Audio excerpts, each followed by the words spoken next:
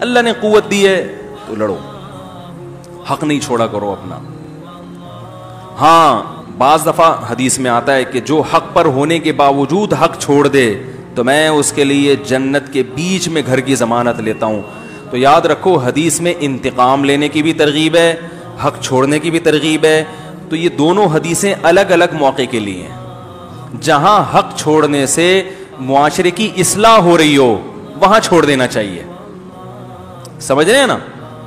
جہاں اصلاح کا پہلو ہو کہ حق چھوڑنے سے اس کا دل نرم ہو جائے گا, ٹھیک ہے نا, اس کے دل میں محبت پیدا ہو جائے گی, پھڈا ختم ہو جائے گا. اور پھڈا ہونے سے کیا ہو رہا ہے, پورے معاشرے میں ایک لامتناہی جنگ چھڑنے والی ہے. تو ایسے موقع پہ اپنا حق چھوڑ دینا تاکہ محبتیں قائم رہیں, یہ تو ٹھیک ہے. لیکن جہاں حق چھوڑنے سے ظالم کو قوت مل رہی ہو اور آپ کو یہ ہو کہ پھر تو ہر ایک ہی حق پینا شروع کر دے گا. آج کل وراثت لوگ نہیں دیتے, کم بخت لٹکاتے ہیں, ڈیلے کرتے ہیں, اتنا ترساتے ہیں.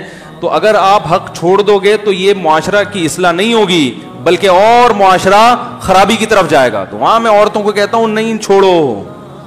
دیکھو جو جس کا حق کھا کے بیٹھا ہوا ہے ظالم وہ ہے, جو مانگ رہا ہے وہ ظالم نہیں ہے. الٹا اس کو تانے دینا شروع کر دیتے ہیں. دیکھو مالک مکان آپ کے گھر آ جائے کرایہ لینے کے لیے, آج کل جو سیزن چل رہا ہے نا وہ یہ چل رہا ہے, کرایہ دار کے گھر آ گیا, پہلی تاریخ بھی چھوڑ دی, دوسری بھی چھوڑ دی, 5 تاریخ کو آیا کہ اب تو تنخواہ مل چکی ہوگی. 2-3 دفعہ ایسا کریں گے, کرایہ دار پتہ کیا کہے گا, ابھی کرائے کا ٹائم آتا ہے اور گھنٹی بجا کے کھڑا ہو جاتا ہے. دیکھو لالچی آدمی ہے. تو لالچی آپ ہو کہ آپ نے 5 دن کیا کر دیا, ڈیلے کر دیا. تو یہ عجیب کہانی ہمارے معاشرے میں چل رہی ہے. جو جس کا حق ہے وہ مانگنے پر آئے تو اس کو لوگ لچڑ بھی کہتے ہیں, نیبو نچوڑ بھی کہتے ہیں, لالچی بھی کہتے ہیں. جو نہیں دے رہا, جس کا فرض بنتا تھا کہ بھئی خود جا کے دے دیتا, اس کو لوگ کچھ نہیں کہہ رہے ہوتے. الٹی کہانی چل رہی ہے. تو اللہ تعالیٰ نے جو ہمیں حکم دیا الحب فی اللہ اور ساتھ ساتھ البغض فی اللہ, اللہ کے لیے نفرت بھی ہے. نفرت کب ہے؟ میں اکثر مثالیں وہ دیتا ہوں جو مارکیٹ میں چل رہی ہیں, جو چل رہی ہیں وہی مثال دوں گا نا. آج کل ایک بہت بڑی خرابی ہمارے معاشرے میں, طلاقیں دینے کے بعد عورت کو رکھا جاتا ہے اور سارے معاشرہ گھنا بن کے بیٹھ جاتا ہے. آپ کے خاندان میں طلاق ہوئی ہے, اس کے باوجود میاں بیوی رہ رہے ہیں, تو آپ پر لازم ہے کہ آپ ان کا معاشرتی بائیکاٹ کریں. نہیں آ رہی بات سمجھ میں؟ کیونکہ اس طرح سے پھر لوگ ان حکام کو ہلکا لینے لگیں گے. 3 طلاقوں کے بعد کوئی کہیں سے فتویٰ لا کے بیوی کو حلال کر لے, آپ کو اس کے ساتھ رہنے کی اجازت نہیں ہے. خاندان والوں پر لازم ہے کہ کیا کریں, اس سے بائیکاٹ ختم. ہمارا آپ کے گھر آنا جانا ختم, آپ کا ہمارے گھر آنا جانا ختم. اس چیز کا ہماری اگلی نسل پہ برا اثر پڑے گا,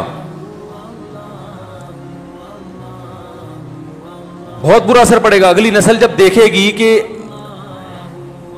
طلاقیں بھی دی ہوئی ہیں اور بیوی کو بھی رکھا ہوا ہے, تو یہ جو قرآن بار بار کہہ رہا ہے وَلَا تَتَّخِذُوا آیَاتِ اللَّهِ هُزُوًا, طلاق کے حکام کے بعد اللہ کہتے ہیں اللہ کے حکام کو ہنسی کھیل مت بناؤ. یہ بہت سنجیدہ حکام ہے.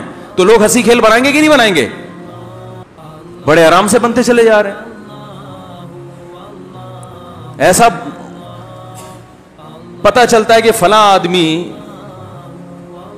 میں زیادہ برائی کی باتیں نہیں کرتا ممبر پہ بیٹھ کے, وہ برائی سے اور پروموٹ ہوتی ہے. گھروں میں بعض دفعہ اللہ معاف فرمائے زنا کے کیسز ہو جاتے ہیں, گھر کے اندر سب ٹھنڈے پیٹوں پی جاتے ہیں, اس کو کان سے پکڑ کے باہر نکالو, بولے اس گھر میں رہنے کی آپ کو اجازت, بولو نا بھائی نہیں ہے, خاندانی لوگ ہیں, بائیکاٹ ختم, دفعہ ہو یہاں سے, اجازت نہیں ہے. تو اتنا زیادہ میٹھا پن کہ بڑی بڑی برائیاں معاشرہ اس کو ہضم کرنا شروع کر دے, یہ شریعت کی تعلیمات بولو نا نہیں ہے, اجازت نہیں ہے اس کی. نوجوانوں میں ایسا ہوتا ہے, ایک بندہ قتل, لڑکوں کو پتا ہوتا ہے ڈاکو ہے, قاتل ہے, پھر بھی اس سے دوستی ہے. قتل کوئی ہلکا جرم ہے؟ بولو بھائی، ڈکیتی کوئی ہلکا جرم ہے؟ میں نے دیکھا ہے، وہ بتا رہے ہوتے ہیں وہ قاتل ہے، وہ ڈکیت ہے، وہ فلانا ہے، وہ ڈمکانا ہے. ہمارا تو اسے پان گٹکے کا تعلق ہے. کیوں ہے بھائی؟ صرف اس سے تبلیغ والے تعلق قائم کر سکتے ہیں دین پہ لانے، کیونکہ ان کی نیت یہ ہوتی ہے، اور وہ پھر غیر ضروری باتیں بھی نہیں کرتے. وہ صرف اسی، آپ کیوں دوستی لگا رہے ہو اس سے؟ گھر میں بھی نہ گھسنے دو. یہی قتل اللہ نہ کرے آپ کے گھر میں ہو جائے تو پھر قاتل کے خلاف کیسی نفرت پیدا ہوتی ہے. کتنے گھروں کو انہوں نے اجاڑا ہوتا ہے، کتنے گھروں کو خراب کیا ہوتا ہے. بعض لوگ غیرت لیس ہو جاتے ہیں. غیرت لیس تو سمجھتے ہیں نا، وہ ایسا ان کا، میں ایک ڈاکٹر کے پاس گیا، وہ محترم کیا کر رہے ہیں، کوئی پیشنٹ تھی خاتون جوان، ان کے جسم کو دبا رہے ہیں بیٹھ کے. میں نے کہا آئندہ اس غیرت لیس آدمی کے پاس، ابھی ہمارا کلچر اتنا خراب نہیں ہوا، میں نے کہا یہ علاج کرانے کے قابل نہیں ہے. کئی لوگوں کو میں نے منع کر دیا، میں نے کہا اس میں غیرت نہیں ہے. جا کے جب تم یہ منظر دیکھو گے اپنی آنکھوں سے کہ ایک جوان عورت کے جناب مساج خود کر رہا ہے، اس گردن میں درد، یہاں درد ہو رہا تو خود ہی دبا رہا ہے وہاں بیٹھ کے. میں نے کہا تمہارے اندر سے بھی غیرت کیا ہو جائے گی، ختم ہو جائے گی. نکلو،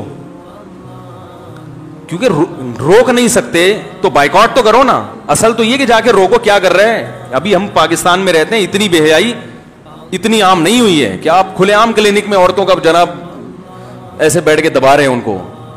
ہونا تو یہ چاہیے کہ میں 4 گنڈے لے کے جاتا، ٹھگائی لگواتا اس کی، یا پولیس میں FIR کٹواتا. لیکن محلے والے دیکھ رہے ہیں ہو رہا ہے. تو ہمیں اچھا اسی طرح یاد رکھو، آخری بات کر کے بیان ختم کرتا ہوں، گھر میں بھی کچھ اصول اور ضابطے بنائیں. اس حد تک بچوں کی بدماشی برداشت ہوگی، بیگم کی بدماشی برداشت ہوگی، اس سے زیادہ الاؤ بولو نا نہیں. کیسز آتے ہیں، بچہ یہ کر رہا ہے یہ کر رہا ہے، میں کہتا ہوں سمجھاؤ انسان کا بچہ بن جائے. یہ کر رہا ہے، میں نے کہا نکال دو گھر سے باہر. یہ کر رہا ہے تو اب گھر میں کھلانے پلانے کی ضرورت، بولو بھائی یہ آپ ہی کے لیے سانپ بنے گا. لیکن خود سے فیصلے نہ کریں.